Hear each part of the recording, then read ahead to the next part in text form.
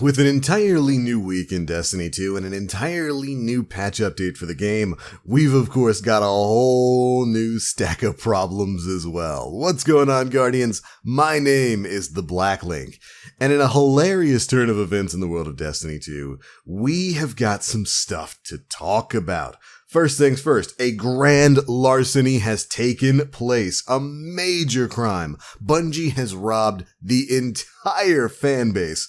Well, at least temporarily before they roll back the servers, because with the release of Destiny 2 Update 2.7.1, which went live yesterday on Tuesday's reset, of course, an oopsie happened. Now, of course, this is the update we talked a bit about last week with the, the TWAB video and like the quality of life change that we were going to get. Some of the big things that happened in this patch. They fixed Hardlight. It doesn't shake as crazily anymore. You're going to be seeing a lot of that in this video here. But as an accident, Bungie accidentally robbed almost every single player of all of their Glimmer and all of their infusion materials. So if you spent any time grinding that stuff up, when you logged in after a reset, your wallet was feeling a little bit light. I guess that was the price. That was the price we had to pay to get a usable version of Hardlight. Maybe it was worth the change. But at the very least, they did do a server rollback so everybody could get their materials and their Glimmer back. But I thought that was just too funny not to mention here. Bungie robbing absolutely everybody who plays the game. There's been so many glitches going on really since Shadowkeep launched, but it's seemingly especially since the Season of Dawn went live. And this was just probably one of the funnier instances of that. But all right, now that's done, let's talk about some of the big things that changed in this update. Primarily, Hardlight and some interesting stuff that got Datamined. Some big secrets that aren't secret at all because everybody knew about it. But first things first, the buffed Hardlight. I've been playing around with this thing in PvE and PvP, and I gotta say, this thing is definitely a gun now. Hardlight is absolutely usable with the change. What they did is they basically greatly reduced the screen shake that you got with Hardlight. Beforehand, if you had never used it before, this weapon would cause your screen to shake like you were in an earthquake. It made it very difficult to stay on target or focus on anything on the screen. And now with that gone, this is actually a fairly viable auto rifle.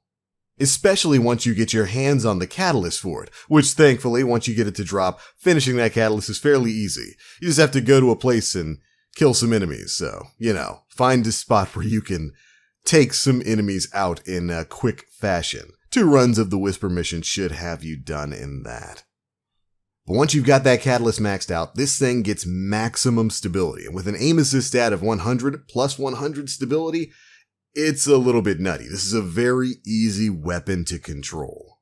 And because of this, I've been playing around a lot with this in PvP, and I've had a pretty good time. Yeah, it's still a 600 RPM auto rifle. Auto rifles aren't in the best spot when it comes to PvE or PvP, but Hardlight feels consistent. It feels really consistent. And the reason for that is, of course, because of its special ability, making it so that it has no damage fall off of a range.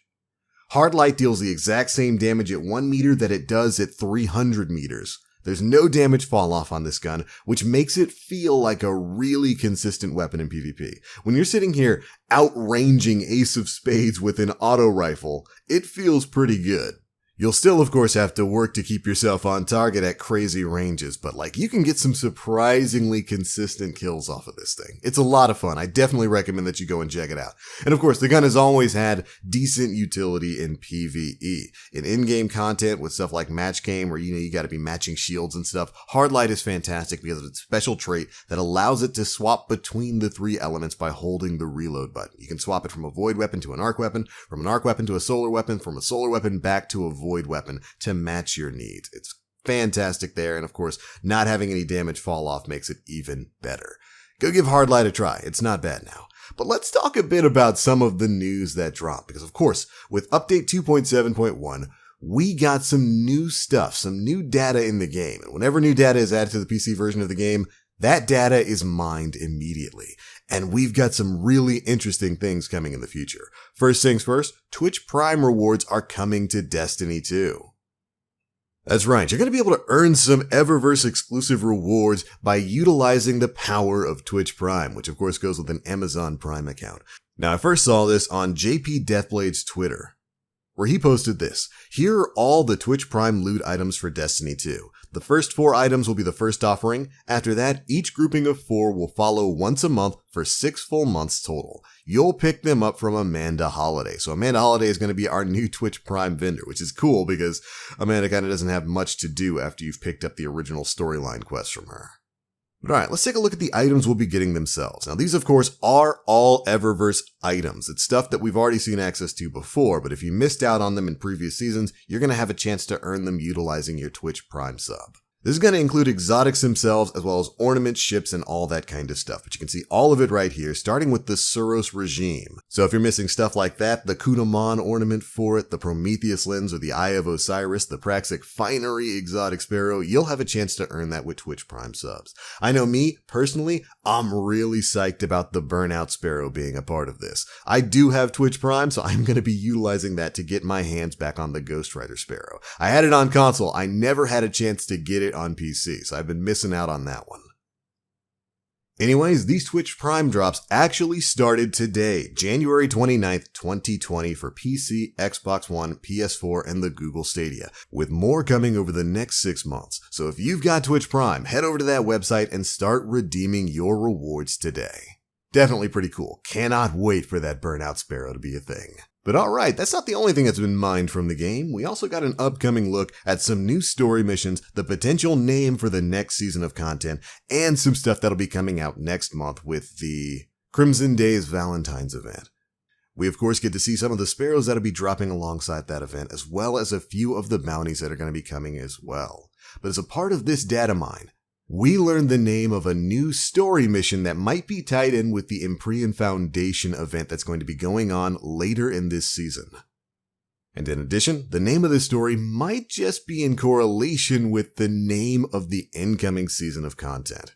And ooh man, do spoilers abound, because this is all revolving around something very particular that has been a huge topic of conversation in the community right now. And a lot of people, I noticed a lot of people on Twitter are freaking out about spoilers and data mines and stuff like this. When I find that to be a little bit weird. It's not like, it's not like Bungie hasn't been signaling towards the return of a very specific PvP game mode for a long time. No, there haven't been any clues about that in the game thus far. Well, let's take a look at this story mission's data, shall we? Thanks to the work of our community's incredible data miners, we have this. The name of the mission is Worthy. Provide tremendous support towards the restoration effort and rekindle the lighthouse to usher in a new age of Guardians. And along with that, we got the potential drop of the name of the next season, Season of the Worthy. All of this is coming from the game's files themselves, so with Imprian Foundation dropping next week, it seems like that might be tied into this as well. There's been a lot of speculation about what the Imprian Foundation is in Destiny 2, but we do know what we'll be doing with it. We're going to be donating polarized fractaline, which you have been earning over the course of this season by completing bounties and doing stuff with the obelisks. We know that right now in the game there is an optional triumph for donating 5,000 polarized fractaline, and that there's even a hidden reward shader that's tied to this entire event. The name of that shader? Lighthouse Sun, which you can get for contributing to the Imprian restoration effort. So when you put all this stuff together, it looks like the Imprian Foundation activity or event or whatever it's going to be that we access next week is leading directly into the return of the Lighthouse and potentially the Trials of Osiris, the premier PvP game mode from Destiny 1. But as if this wasn't enough information, the premier data miner for Destiny 2, Genzer, posted this on Twitter shortly after the update went live yesterday, detailing a line of text he was able to find in the game files. With the restoration of the lighthouse complete, Trials of Osiris and more will return in Season of the Worthy. And I don't know about you, but that right there, Guardians, is enough, I think, to get a lot of players hyped. And I do believe it might be safe to say that yeah, Trials is coming back. Now, of course, with data mines, anything is subject to change, but this is some pretty solid evidence on some pretty rock-solid Imprian Foundation that these game modes are scheduled for release next season in the Season of the Worthy. which I have to say is an incredible name for a season of content in Destiny 2. But there we go. That's it for the news. That's the big stuff that was found in Datamined yesterday. I've left links to the sources of all of this information down in the description box below. You can go check all of that out. And be sure to leave me your thoughts down in the comment section below. How do you feel about all this? Have you tried Hardlight? How do you feel about the Empyrean Foundation leading into the return and restoration of the Lighthouse and Trials of Osiris? Me, personally, I can't hide my excitement. I want Trials to return, but good lord, do I hope that Bungie in Season of the Worthy makes some specific changes to PvP, to curb cheating and stuff like that. Because if they were to drop Trials with the state of Crucible right now, it'd be a kind of a mess, but I'm still super psyched and I want to know more about what's coming with this. But that's it, Guardians. That's it for this one. Thank you all so much for watching. If you enjoyed, feel free to drop a like, make sure you subscribe and hit that notification bell to stay up to date with all the latest stuff we're putting out. But I'm out for now. As always, I am the Black Link. You Guardians stay frosty, and I'll see you, hopefully, back at the Lighthouse.